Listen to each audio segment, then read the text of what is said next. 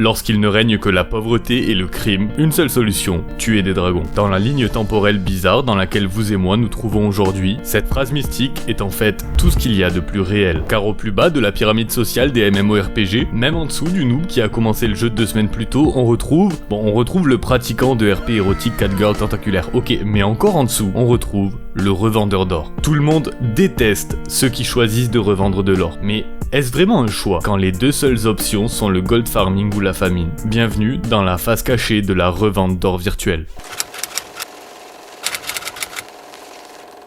La situation est critique. Après avoir été le pays le plus riche d'Amérique du Sud grâce à son économie basée quasi entièrement sur l'exploitation pétrolière, lorsque le prix du baril chute en 2014, il entraîne avec lui le Venezuela dans une période terriblement sombre. Sa monnaie, le bolivar, s'écroule et continue de s'écrouler. Alors pour compenser, le Venezuela imprime des billets, trop de billets. En moins d'une année, l'inflation se compte en millions de %. Il fallait 10 bolivars pour avoir $1 en 2014, il fallait 20 000 bolivars pour avoir $1 en 2017, aujourd'hui, il en faut 850 000. Et que se passe-t-il dans un pays? Lorsque les billets valent moins que le papier sur lequel ils sont imprimés, eh bien le commerce va commencer à s'effectuer dans une autre monnaie, une monnaie étrangère plus stable, le dollar américain. Ça veut aussi dire que sans accès à des dollars, plus d'accès à la nourriture, au logement et à la médecine. Alors la question qui se pose, c'est comment on trouve des dollars quand on habite au fin fond du Venezuela si on veut éviter de s'endormir le ventre vide? Et la réponse qui a été trouvée s'appelle RuneScape. En 2014, ça fait déjà des années que Victor joue à RuneScape. Lorsque son pays a sombré dans cette inflation insensée, il a décidé de faire de sa passion un travail, en mettant son temps et ses capacités à disposition des joueurs européens, des joueurs américains, et c'est comme ça qu'il trouve des dollars. Dans un pays où un médecin a désormais un salaire équivalent à $15 par mois, Victor en gagne plus de 400 grâce à RuneScape. Et ce vieux MMORPG, c'est une réponse parfaite à cette situation précaire. En fait, il est même la seule option possible. Premièrement parce qu'il est gratuit, qu'il tourne même sur une très mauvaise machine et qu'il ne nécessite ni une bonne connexion, ni un savoir-faire digne des plus grands gamers de ce monde. Mais encore plus important, sa monnaie, la pièce d'or, s'échange à taux quasiment fixe contre le dollar depuis près de 2 décennies avec un nombre d'acheteurs qui ne faiblit jamais. Alors Victor fait croquer ses amis du bon plan, qui à leur tour vont aussi faire croquer leurs proches. Et la nouvelle se répand comme une traînée de poudre dans le pays. Un moyen de survivre en ayant accès facilement à des dollars contre quelques heures de jeu? Dans un pays où 11 personnes sur 10 vivent sous le seuil de pauvreté, il faudrait être fou pour ne pas s'y lancer. Et dans J.Elinor, le monde de RuneScape, on commence gentiment à ressentir les effets de cette crise. Les canaux de discussion se remplissent de messages en espagnol et de nombreux joueurs qui semblent désespérés pour la moindre pièce d'or proposent leurs services en tout genre. Une guilde en particulier a très vite compris ce qui se trame. Cette guilde, c'est Reign of Terror et ils portent terriblement bien leur nom. C'est la guilde PVP sans pitié par excellence de RuneScape. N'importe quel joueur les connaît et les craint. Ils sont cruels, inflexibles et menés d'une main de fer. Reign of Terror vont voir dans ces nouveaux arrivants assoiffés d'or une opportunité. Ce qu'ils vont faire, c'est engager cette main d'œuvre vénézuélienne pas chère et en faire leur milice personnelle. Ils vont placer cette milice aux entrées des zones de farm à haute rentabilité, la plus célèbre étant la caverne des revenants, pour bloquer le passage et tuer quiconque tenterait de s'approcher de la zone, pendant que les Reign of Terror pourraient tranquillement s'emparer de toutes les ressources à l'intérieur et en reverser un petit pourcentage à cette milice affamée. Ça va fonctionner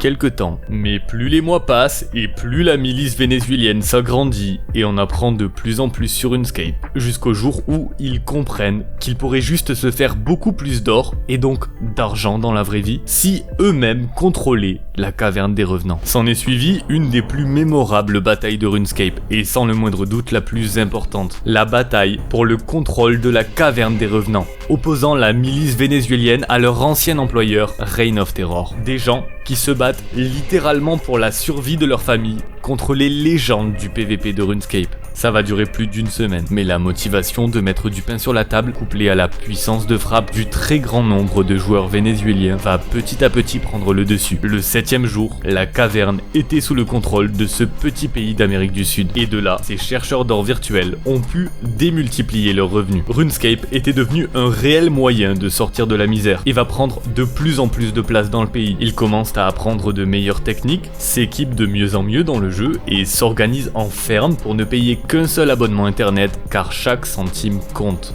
Beaucoup ont pu économiser et quitter le pays vers des contrées plus stables comme le Pérou. Mais si quelques jolies histoires ont pu bien se terminer, malheureusement c'est un piège pour la majorité d'entre eux, car une fois sur place les 300$ mensuels que RuneScape leur rapporte ne sont plus assez pour survivre, alors bon nombre d'entre eux rentrent au Venezuela, encore plus ruinés qu'à leur départ, là où d'autres tombent dans des activités beaucoup plus sombres. On parle d'une situation atroce pour ces personnes, mais qui est aussi en train de bouleverser l'économie de RuneScape. Énormément d'or et d'objets rares injectés dans le jeu tous les jours, ça change totalement la façon de l'aborder, car l'or est au centre de tout dans RuneScape. Sauf qu'avec cette quantité astronomique d'or inoculé dans le jeu, les vendeurs vont drastiquement augmenter leur prix, et donc pour le joueur lambda qui lui n'en achète pas, plus rien n'est accessible. D'après Jagex eux-mêmes, les développeurs de RuneScape, près de la moitié de leurs utilisateurs ont déjà eu recours à des services de vente ou d'achat d'or. Le problème, c'est que cette main d'œuvre vénézuélienne qui coûte entre 0,5 et 0,75 centimes de l'heure, elle est imbattable et rend juste trop accessible l'achat d'or. Et si tout le monde a le meilleur équipement, beaucoup d'or et des composants rares à foison, alors le jeu perd toute sa saveur et son challenge. La communauté va elle aussi se fracturer. D'un côté, on retrouve certains joueurs qui sont touchés par cette histoire et qui vont décider d'aider financièrement les Vénézuéliens en leur donnant des conseils de farm ou même de l'équipement.